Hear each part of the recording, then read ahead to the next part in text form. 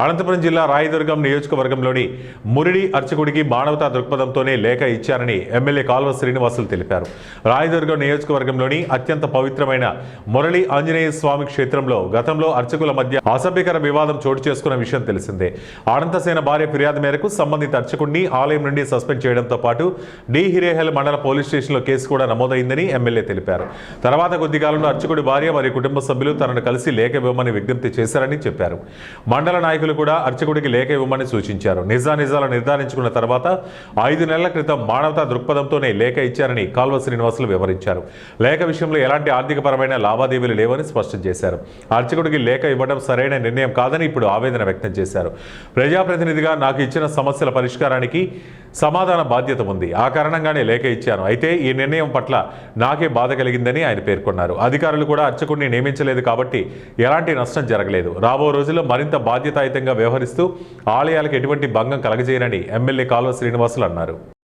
పుణ్యక్షేత్రాల్లో ఒకటైన మురిడి ఆంజనేయ స్వామి ఆలయంలో గతంలో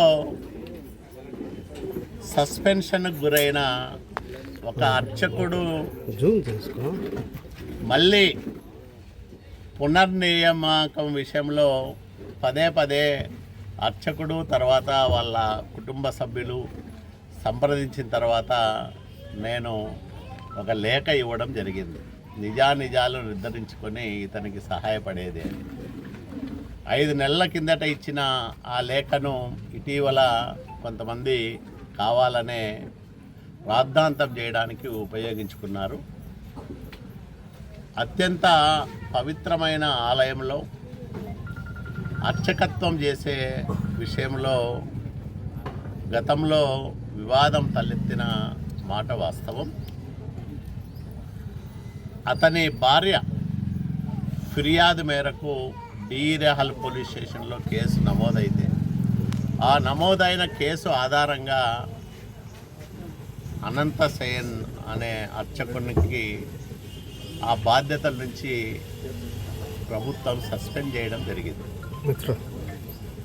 తర్వాత ఆ భార్యాభర్తలిద్దరూ రాజీపడి ఆ భార్య ఇచ్చిన ఫిర్యాదు ఆధారంగా నమోదైన కేసు కూడా కోర్టులో కుట్టివేసిన తర్వాత భార్యాభర్తలు వాళ్ళ చిన్న కూతుర్ను తీసుకొచ్చి పదే నా దగ్గరికి వచ్చి మాకు సహాయం చేయండి